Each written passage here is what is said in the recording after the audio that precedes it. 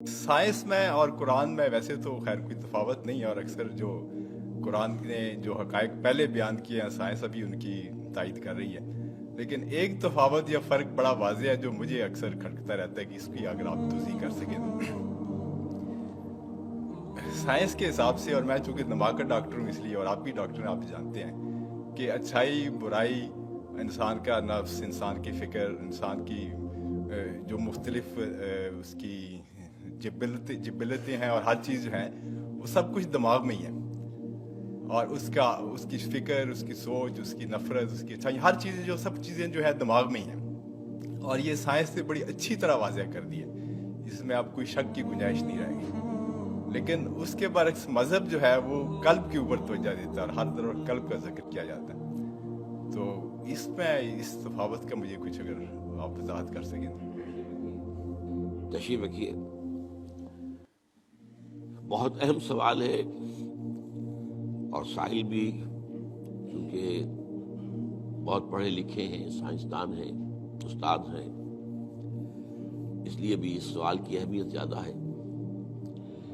دیکھیے، سائنس صرف میٹیریل چیزوں سے بحث کر سکتی ہے، وہ چیزیں جن کی حقیقت میٹیریل نہیں ہے، مثلا روح، یہ کوئی میٹیریل شے نہیں ہے۔ ہمارا جسم، یہ ایک میٹر کا معاملہ ہے، ورلڈ آف میٹر سے متعلق ہے۔ ہمارے جسم کے سارے فنکشنز جو ہیں وہ سائنس ریویل بھی کر سکتی ہے، ڈسکس بھی کر سکتی ہے، بحث بھی کر سکتی ہے، اور صحیح فیصلے بھی دے سکتی ہے۔ لیکن یہ بات میں نے بڑی وضاحت کے ساتھ بیان کی ہے، اس کے لیے شاید آپ کو میری کچھ چھوٹی چھوٹی چیزیں پڑھنی پڑے گی۔ قرآن مجید کے مطالعے سے جو مجھے معلوم ہوا وہ یہ ہے کہ انسان در حقیقت ایک کمپوزٹ بینگ ہے، اس میں دو وجود جمع ہیں۔ ایک میٹیریل ہے جو حیوانی ہے،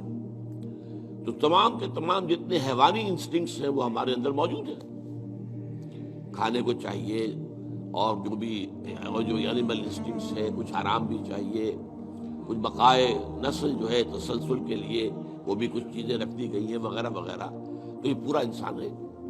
لیکن انسان نرا حیوان نہیں ہے، انسان کی ایک حقیقت جو ہے وہ روحانی ہے، اس کا تعلق ورلڈ آف میٹر کے ساتھ نہیں ہے، اور وہ در حقیقت میٹیریل سائنسز کی جو دریافت ہے اور اس کی جو بھی ریسرچ ہے اس کے فیلڈ میں آتا ہی نہیں۔ وہ روح کا مرکز در حقیقت قلب ہے، یہ روح ہے در حقیقت، اور یہ کمپلیٹ پرسنالٹی ہے ان اٹ سیلف، انویزیبل ہے،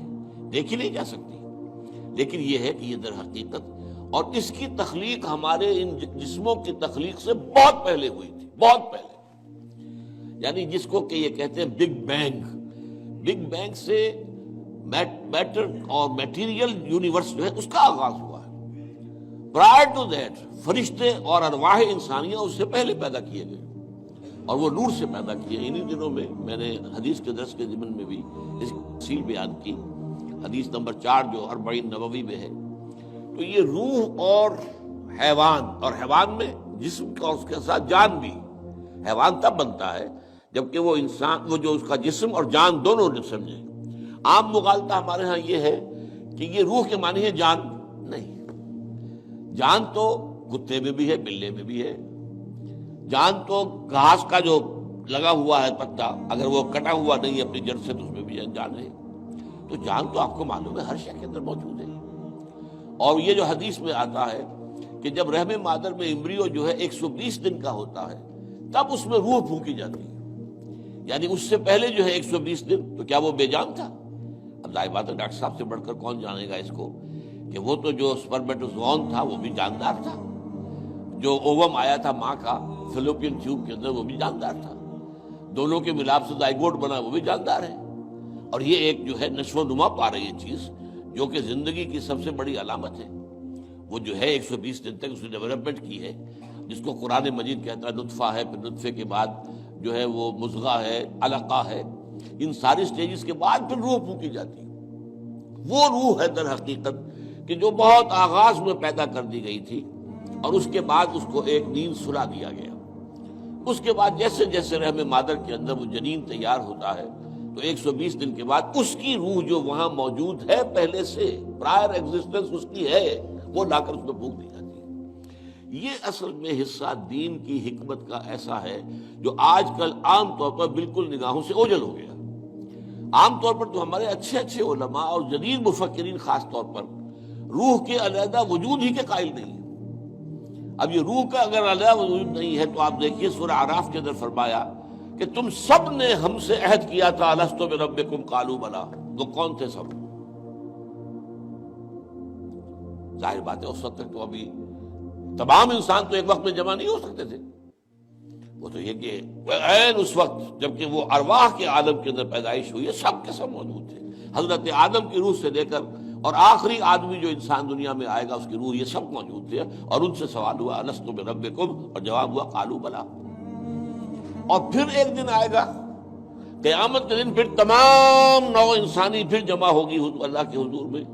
اور اللہ فرمائے گا، سورہ کہف کے الفاظ ہیں لقد جئتمونا کما خلقناکم اول مرہ، آ گئے ہو نا ہمارے پاس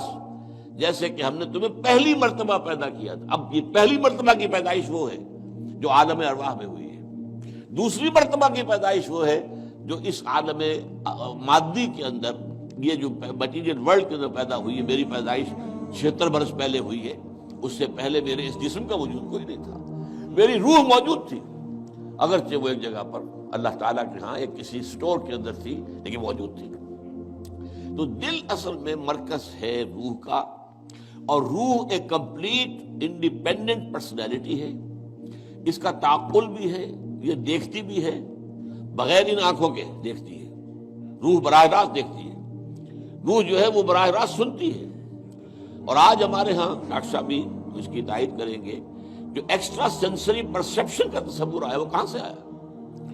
ہم تو جانتے تھے کہ 5 ہی حواس خمسہ ہیں، انہی سے انسان جو ہے پرسیپشن ہوتی ہے، تو یا تو بصارت ہے، یا سماعت ہے، یا ٹچ ہے، یا اسمیل ہے، یہی ٹیسٹ ہے، یہی حواس خمسہ ہمیشہ سے چلے آ رہے ہیں۔ یہ ایکسٹرا سینسری پرسیپشن کہاں سے آیا؟ تو معلوم ہوا کہ اب تسلیم کیا جا رہا ہے کہ کچھ ہیں صحیح چینلز دوسرے بھی جو انویزیبل چینلز ہیں، اور ان کا تعلق جو ہے وہ دل کے ساتھ ہے، اور دل جو ہے وہ در حقیقت وہ ہے مقام روح کا۔ تو یہ روح اور جسم یا حیوان مل کر انسان بنتے ہیں۔